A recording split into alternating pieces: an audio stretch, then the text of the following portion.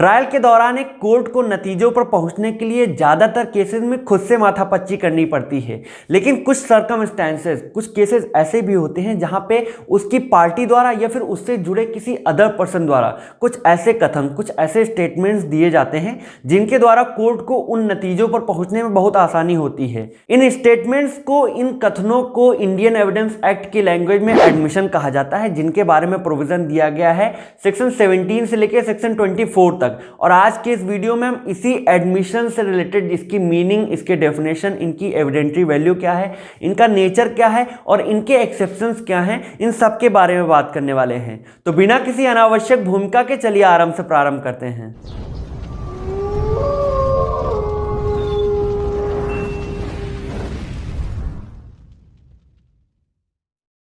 Admissions, जिनको हिंदी में स्वीकारोक्ति भी कहते हैं, ये वो कथन होते हैं जो किसी व्यक्ति द्वारा अपने किसी पॉइंट के सिलसिले में, किसी मैटर के सिलसिले में खुद एडमिट की जाती हैं, उनके बारे में खुद स्वीकारा जाता है कि हाँ भाई हमने ऐसा कुछ काम किया हुआ है। एडमिशन की डेफिनेशन दी गई है इंडियन एविडेंस एक्ट के सेक्शन 17 में, जहाँ पे ये कहा गया है कि एडमिशन वो स्टेटमेंट्स होते हैं जो कि ओरल या डॉक्यूमेंट्री फॉर्म में या इलेक्ट्रॉनिक रिकॉर्ड के फॉर्म में हो सकते हैं और जो कि एक केस के अंतर्गत फैक्ट इश्यू या रिलेवेंट फैक्ट से रिलेटेड किसी कथन के संबंध में कोई अनुमान को, इन्फरेंस को वो पक्का करते हैं, उनको पुष्ट करते हैं। और इनके अलावा इन्हें उन व्यक्तियों द्वारा और उन सर्कमस्टेंसेस में दिया जाता है जिनके बारे में इंडियन एविडेंस एक्ट में प्रोविजन दिया गया है। जनरली एडमिशंस को आप दो पार्ट्स में क्लासिफाई कर सकते हैं, जहां पे पहला पार्ट इसका जुडिशियल एडमिशन कहा जाएगा और दूसरा पार्ट इसका एक्स्ट्रा जुडिशियल एडमिशन कहा जाएगा। जुडिशियल एडमिशन को सेल्फ हार्मिंग एडमिशन भी कहते हैं,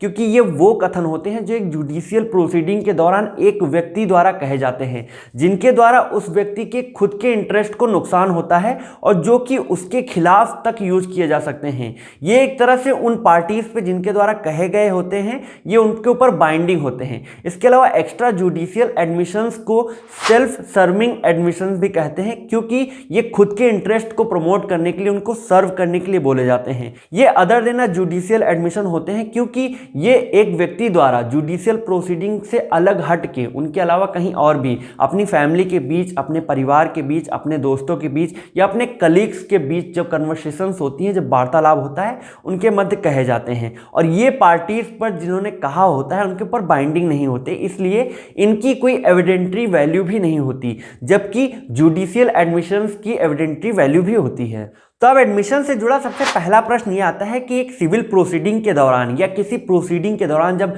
कोर्ट में प्रोसीडिंग प्रक्रिया चल रही हो, उस दौरान एडमिशन करने का अधिकार किन किन व्यक्तियों को मिला हुआ है।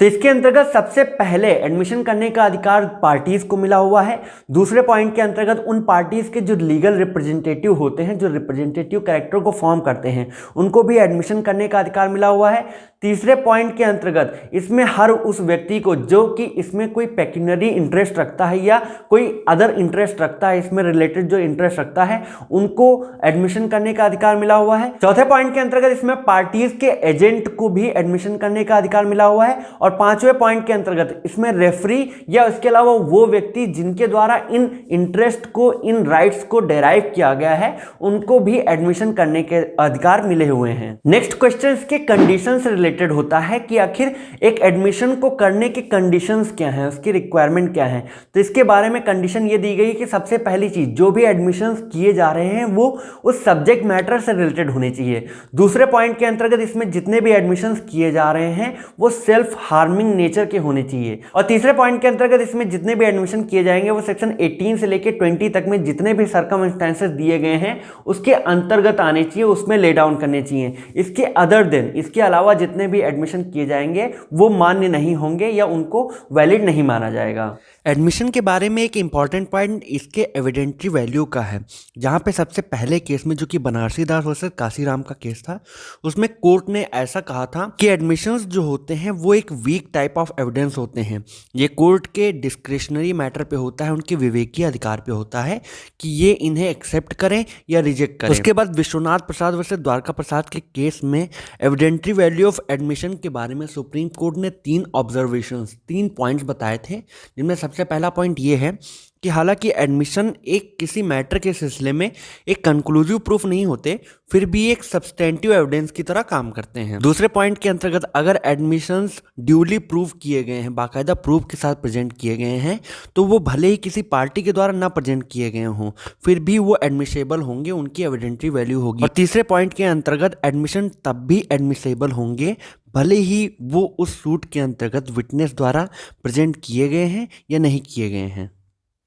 अगला पॉइंट सेक्शन 22 के अंतर्गत दिया गया प्रोविज़न है, जिसमें यह कहा गया है कि अगर कोई ओरल एडमिशन दिया जा रहा है किसी डॉक्यूमेंट के सिलसिले में, और अगर उस ओरल एडमिशन के केस में उसके रेफरेंस में कोई सेकेंडरी एविडेंस वहाँ पे प्रेजेंट किया जा सकता है उसको प्रूव करने के लिए, तो इस कंडीशन में वो ओरल एडमिशंस एडमिसेबल हो जाएंगे, उनकी एविडेंटरी वैल्यू होगी, वो जेन्युइन माने जाएंगे।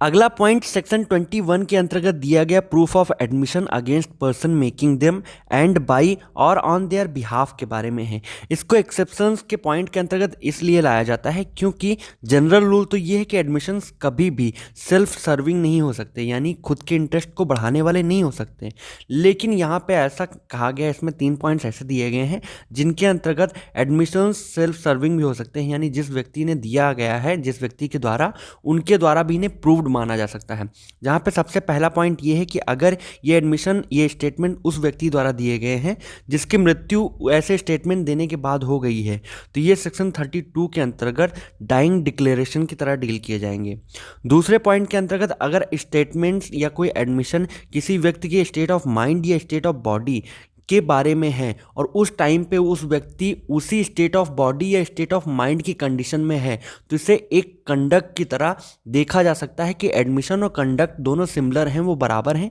इसलिए इनको भी यहाँ पे प्रूव्ड माना जा सकता है। और तीसरे पॉइंट के अंतर्गत अगर ये स्टेटमेंट ऐसे एडमिशंस उस व्यक्ति द्वारा दिए गए हैं जो कि अपने खुद के बिहाफ पे इन्हें प्रूव कर सकता है और ये इररिलेवेंट भी होते अगर ये एडमिशंस नहीं होते इन केसेस में, तो यहाँ पे ऐसे एडमिशंस को प्रूव्ड माना जाएगा।